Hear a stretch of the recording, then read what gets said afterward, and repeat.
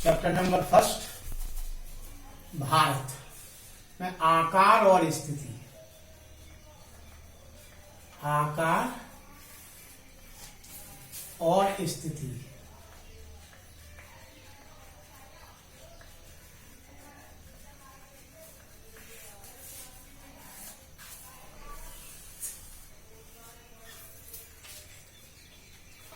भारत विश्व के प्राचीनतम सांस्कृतिक क्षेत्रों में से एक है। जो हमारे देश में उन्नति हुई है आज के समय में, वो केवल 50 दशक पुरानी है। 50 दशक माने एक दशक होता है 10 वर्ष का, तो वो 5 दशक पुरानी है। तो ये 50 साल की उन्नति है और हर क्षेत्र में उन्नति हुई है भारत में, चाहे वो कृषि के क्षेत्र में हो, चाहे उद्योगों के क्षेत्र में हो, चाहे तकनीकी के क्षेत्र में हो। इस हर एक क्षेत्र में उन्नति हुई है और भारत का विश्व के इतिहास में एक महत्वपूर्ण योगदान है। इस वजह से इंट्रोडक्शन हो गई कि भारत के बारे में आप क्या जानते हैं। तो भारत एक ऐसा देश है जहाँ की जो संस्कृति है, जो कल्चर है, वो बहुत प्राचीनतम है और जो आज उन्नति हुई है, क्योंकि 15 अगस्त 1947 को हमारा देश आजाद हुआ था। उससे पहले हमारे देश पर शासन था अंग्रेजों का। तो उस समय अंग्रेज जो वो काम करते थे जिसमें फायदा अंग्रेजों को होता था, वो भारत के लिए फायदे की कोई भी बात नहीं करते थे।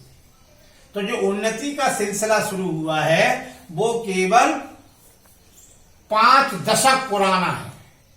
कितनी साल पुराना हो गया? एक दशक माने 10 वर्ष, 5 माने 50 वर्ष। तो इन टोटल जो हमारे देश में जो उन्नति का सिलसिला है वो शुरू हुआ है 50 वर्ष से। अच्छा, उन्नति किसके क्षेत्र में हुई है? कि भारत एक कृषि प्रधान देश है, तो सबसे पहले उन्नति हुई है कृषि के क्षेत्र, फिर उद्योग के क्षेत्र में, फिर तकनीकी के क्षेत्र में,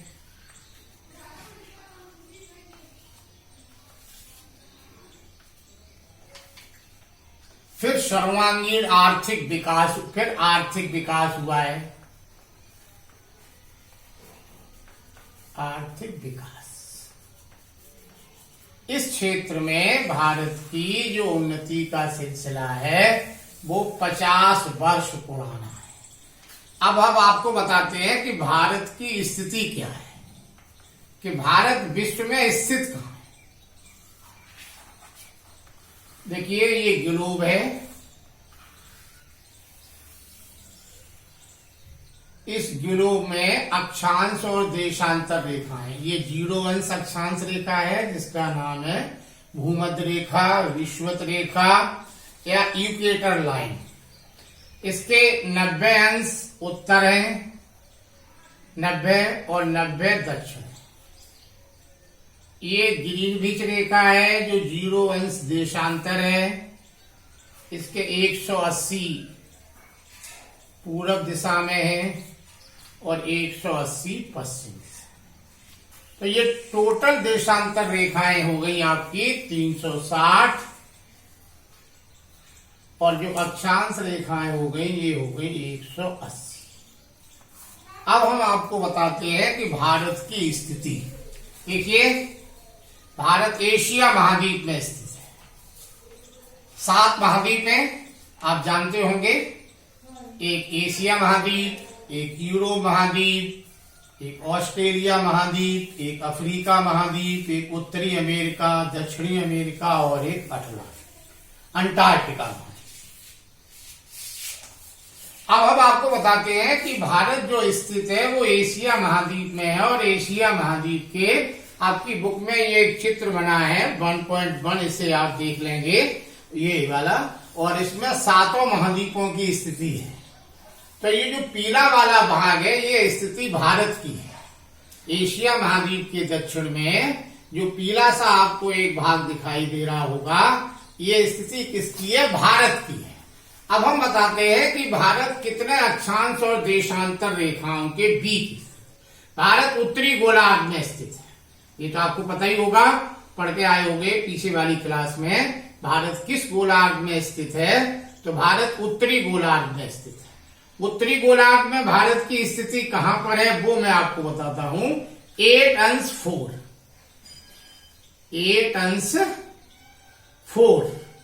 उत्तरी गोलार्ध में, तो उत्तर इसे कहेंगे उत्तरी अक्षांश से लेकर के 37 अंश 6 उत्तरी अक्ष, क्योंकि उत्तरी गोलार्ध में है तो ये कौन सा अक्षांश हो गया, उत्तरी अक्षांश हो गया। तो भारत की जो स्थिति है 8 अंश 4 उत्तर से लेकर के 37 अंश 6 उत्तरी अक्षांश के बीच भारत स्थित है। अब हम देखते हैं कि भारत किन देशांतर में स्थित है।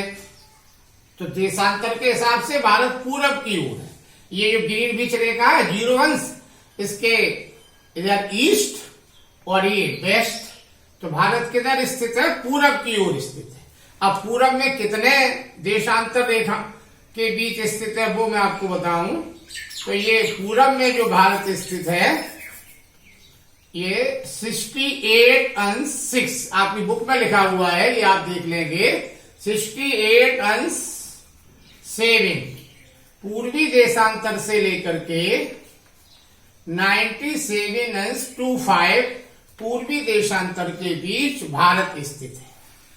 ये हो गई भारत की स्थिति। एक बार मैं दोबारा आपको बताई दे रहा हूं कि भारत की स्थिति क्या है विश्व में। तो भारत 8 अंश 4 उत्तर से लेकर के 37 अंश 6 उत्तरी अक्षांश के बीच स्थित है।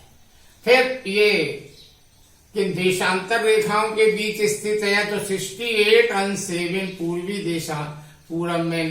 पूर्वी देशांतर से लेकर के 97 अंश 25 पूर्वी देशांतर के बीच स्थित। अब आप देखें 8 अंश 4 जो आपका अक्षांश है ये कहां पर है, ये कन्याकुमारी में है। कन्याकुमारी जो एक जगह है आप जिसमें देख लेंगे, इसी में ये तमिलनाडु और केरल के बीच का जो एक पॉइंट है यहां पर स्थित है। और 37 अंश 6 कहां पर है, ये जम्मू कश्मीर में। कहां पर है, ये जम्मू कश्मीर में। 68.7 ये गुजरात में है। 97 अंश 25 देशांतर कहां पर स्थित है, ये अरुणाचल प्रदेश में स्थित है। ये रहा भारत की स्थिति। तो भारत किस गोलार्ध में स्थित है, भारत उत्तरी गोलार्ध में स्थित है। और किन अक्षांश रेखाओं के बीच है वो आप देख लेंगे।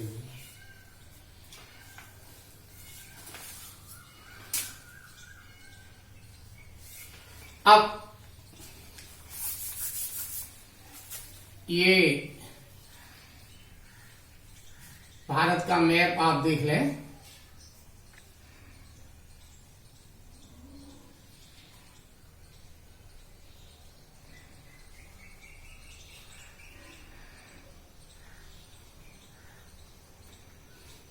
जब हम मैप के सामने खड़े होते हैं तो सिर की तरफ नॉर्थ होता है, पैरों की तरफ साउथ होता है, सीधे हाथ की तरफ ईस्ट होता है, इधर वेस्ट होता है।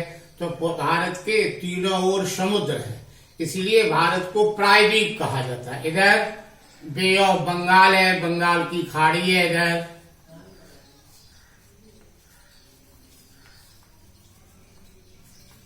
इधर अरब सागर है, अरेबियन सी, और दक्षिण में हिंद महासागर है। तो भारत के पूरब में क्या है, भारत के पूरब में बंगाल की खाड़ी है, और बंगाल की खाड़ी में एक केंद्र शासित राज्य है जिसे कहते हैं अंडमान निकोबार द्वीप समूह। अंडमान निकोबार द्वीप, ऊपर वाला ये अंडमान है और नीचे वाला निकोबार है। ऊपर वाला जो द्वीप है उसका नाम अंडमान है, नीचे वाले का नाम है निकोबार। तो ये भारत की किस दिशा में स्थित है, तब आप लिखेंगे अंडमान निकोबार भारत के पूरब और दक्षिण दिशा में स्थित है। क्या उधर पूरब है और नीचे की ओर दक्षिण है, तो आप लिख देंगे अंडमान निकोबार द्वीप समूह बंगाल की खाड़ी में स्थित है। अब आप देखेंगे इधर एक पश्चिम की ओर अरब सागर में एक द्वीप समूह, एक केंद्र शासित राज्य है उसका नाम है लक्षद्वीप। इसका नाम है लक्षद्वीप। तो लक्षद्वीप आता है किस सागर में स्थित है, तब आप लिखेंगे लक्षद्वीप अरब सागर में स्थित है। और ये भारत की किस दिशा में है, तो इधर पश्चिम दिशा है और दक्षिण दिशा है, इसमें स्थित है। तो एक बार फिर देखें, अंडमान निकोबार कहां पर स्थित है, तो अंडमान निकोबार जो द्वीप समूह है ये बंगाल की खाड़ी में है। और लक्षद्वीप कहां पर स्थित है, लक्षद्वीप अरब सागर में स्थित है। किसमें है, अरब सागर में। अब आप इस अंडमान निकोबार में एक निकोबार द्वीप में इंदिरा बिंदु जगह है। ये इंदिरा बिंदु एक वो जगह है जहां से भारत की जलीय सीमा प्रारंभ होती है। इस इंदिरा बिंदु से यदि आप पश्चिम की ओर तक रहेंगे तो ये भारत की सीमा है। और यदि आप इससे आगे चले जाते हैं, क्योंकि समुद्र में भी हर देश की एक निश्चित सीमा है, ऐसा नहीं आप कहीं भी चले जाएं समुद्र में, नहीं। यदि आप जैसे कभी कभी मछुआरे आते हैं मछली मारने, आपने देखा होगा अरब सागर में मछली मारने गए तो ये भारत की सीमा के बाहर चले जाते हैं, तो वो पाकिस्तान मछुआरों को पकड़ लेता है। इसी तरह यहाँ पर भी भारत में एक पूरब की ओर एक बिंदु है जिसका नाम है इंदिरा बिंदु। और ये इंदिरा बिंदु से पश्चिम की ओर तक भारत की जली, क्योंकि हमारे यहाँ के जो मछुआरे हैं वो कहां तक जा सकते हैं, इंदिरा बिंदु तक। लेकिन ये इंदिरा बिंदु सन 2004 में आई सुनामी लहर के कारण जलमग्न हो गया है। इस बिंदु के ऊपर अब जल हो गया है। लेकिन ये क्वेश्चन आता है कि भारत की जलीय सीमा कहां तक है, तब आप लिखेंगे भारत की जलीय सीमा है वो निकोबार, ऊपर वाला अंडमान हमने बताया, नीचे वाला निकोबार है। तो निकोबार में एक बिंदु है जिसका नाम है इंदिरा बिंदु। आप पढ़ लेंगे, आपकी बुक में लिखा हुआ है इसके बारे में। तो एक बार मैं आपको फिर बताऊं भारत की स्थिति के बारे में। आप देखेंगे भारत की जो स्थिति है वो 8 अंश 4 से लेकर के 37 अंश 6 उत्तरी अक्षांश, 68.7 से लेकर के 97 अंश 25 ये पूर्वी देशांतर के बीच भारत स्थित है। तो ये रही भारत की स्थिति। अब आप देखेंगे आकार, दूसरा आगे वाला टॉपिक है जिसका नाम है आकार। देखिए आकार की दृष्टि से भारत का विश्व में 7वां स्थान है। विश्व के 6 देश ऐसे हैं जिनका क्षेत्रफल भारत से अधिक है और जनसंख्या में हम विश्व में दूसरे स्थान पर हैं।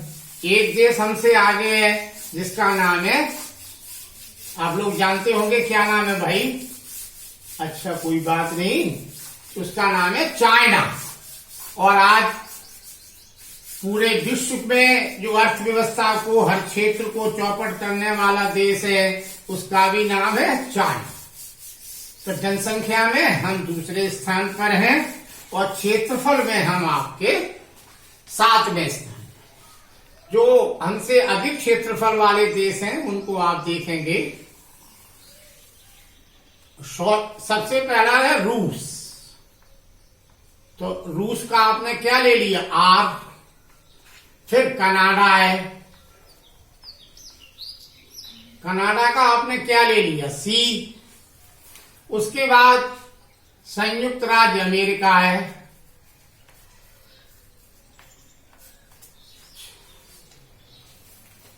इसका आप ले लें एस, या इसे यूएसए भी कहते हैं, यूनाइटेड स्टेट ऑफ अमेरिका।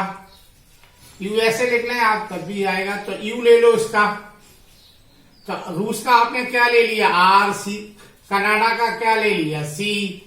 और यूएसए का आपने क्या ले लिया, यू। फिर चीन है, इसका आपने क्या ले लिया, सी। फिर ब्राजील है,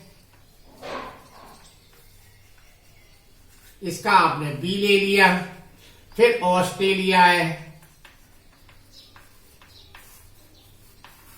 इसका आप ए ले लें। और उसके बाद है भारत।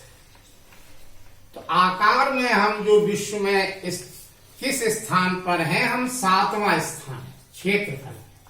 तो शॉर्ट में आप याद कर लेंगे RCUCBA, ऐसे आप याद करेंगे। तो एक बार मैं आपको बता दूं, क्षेत्रफल में हम आका किस स्थान पर हैं विश्व में? तो हम 7वें स्थान पर हैं। सबसे पहला रूस, फिर कनाडा, फिर संयुक्त राज्य अमेरिका, फिर चीन, फिर ब्राजील, फिर ऑस्ट्रेलिया, उसके बाद नंबर आता है भारत का। अच्छा, इसे आप आपकी बुक में भी ये चित्र दिया है 1.2, इसको आप देख लेंगे और उनका क्षेत्रफल भी लिखा हुआ है और उससे याद कर लेंगे। तो ये क्वेश्चन ऐसे आएगा, क्षेत्रफल में भारत का विश्व में कौन सा स्थान है? तब आप लिखेंगे क्षेत्रफल में भारत का विश्व में 7वां स्थान है। अच्छा, वो कौन से देश हैं जिनका क्षेत्रफल भारत से ज्यादा है? तो सबसे पहले रूस लिखेंगे, फिर कनाडा लिखेंगे, फिर संयुक्त राज्य अमेरिका लिखेंगे, फिर चीन लिखेंगे, फिर ब्राजील लिखेंगे, फिर ऑस्ट्रेलिया लिखेंगे, उसके बाद नंबर है भारत। देखिए, भारत का जो क्षेत्रफल है टोटल, जम्मू कश्मीर से लेकर के कन्याकुमारी तक और गुजरात से लेकर के अरुणाचल प्रदेश तक 32.8 लाख वर्ग किलोमीटर है। और ये विश्व के क्षेत्रफल का 2.4% है। देखिए, क्वेश्चन यहां आता है भारत का क्षेत्रफल कितना है? तब आप लिखेंगे भारत का क्षेत्रफल 32.8 लाख वर्ग किलोमीटर है और ये विश्व के क्षेत्रफल का कितना प्रतिशत है? 2.4%। अच्छा, ये 32.8 लाख को मैं पूरा डिटेल में आपको बता दूं, 32,87,263 वर्ग किलोमीटर क्षेत्रफल है भारत का। तो इसे हमने शॉर्ट में आपको याद रहे तो हमने 32.8 लाख वर्ग किलोमीटर, ये वर्ग किलोमीटर में है। अच्छा, और ये विश्व के क्षेत्रफल का कितना है? 2.4%। 2.4% है। अब आता है कि भारत की स्थल सीमा की लंबाई कितनी है? भारत की स्थल सीमा की जो लंबाई है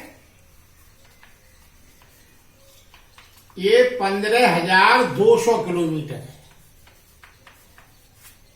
और जल सीमा की लंबाई 7,516.6 किलोमीटर ये है।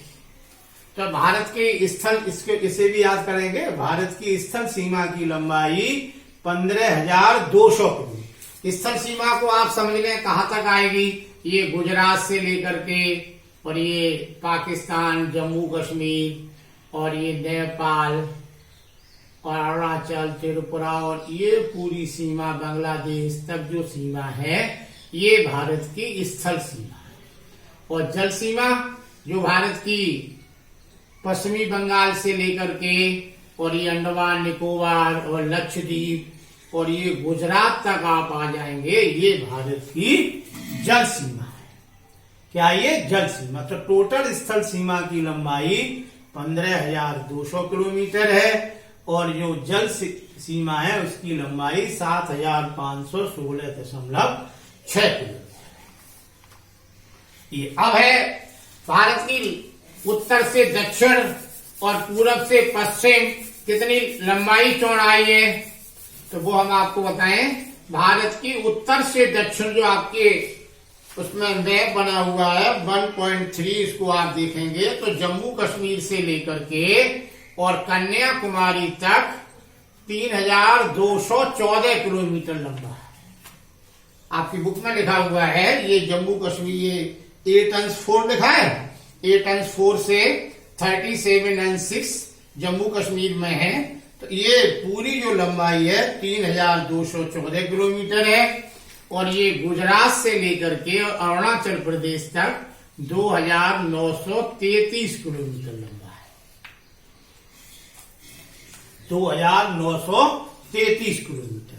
तो ये 4 क्वेश्चन यहाँ बन गए कि भारत की स्थल सीमा की लंबाई 15,200 किलोमीटर, भारत की जल सीमा की लंबाई 7,516.6 किलोमीटर, भारत की उत्तर से दक्षिण लंबाई जो कितनी है वो 3,214 किलोमीटर, पूरब से पश्चिम चौड़ाई कितनी है 2,933 किलोमीटर।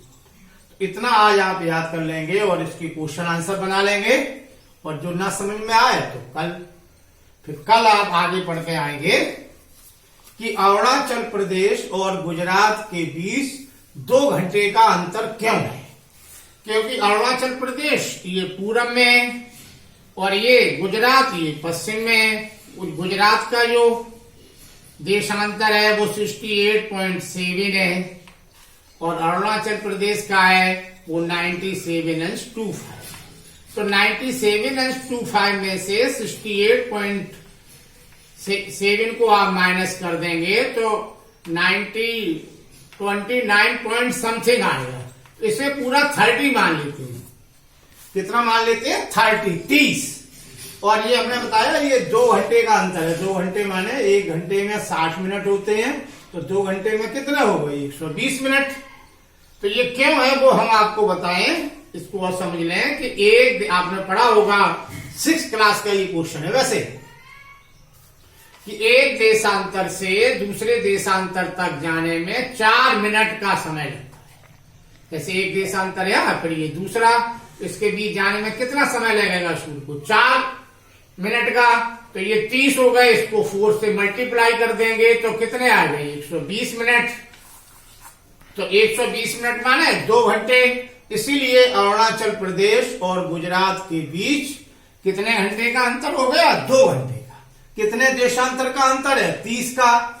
और एक देशांतर से दूसरे देशांतर तक जाने में कितना समय लगता है 4 मिनट। इसको आप मल्टीप्लाई करके 120 मिनट आ जाएंगे और 120 मिनट को 60 से डिवाइड कर देंगे तो कितने आ जाएंगे 2 घंटे। तो क्वेश्चन ये आता है कि अरुणाचल प्रदेश और गुजरात के बीच 2 घंटे का अंतर क्यों है। तब आप लिखेंगे कि इन दोनों के बीच 30 देशांतर का अंतर है और एक देशांतर से दूसरे देशांतर तक जाने में कितना समय लगता है 4 मिनट। तो 30 को आप मल्टीप्लाई गुणा करके या मल्टीप्लाई करके कितना आ जाएगा 120 मिनट। तो कई बार क्वेश्चन आया है कि भारत के किस राज्य में सबसे पहले सूर्य निकलता है, तो भारत के अरुणाचल प्रदेश में सबसे पहले सूर्य निकलता है। इसे आप पढ़ के आएंगे और कल ना समझ में आए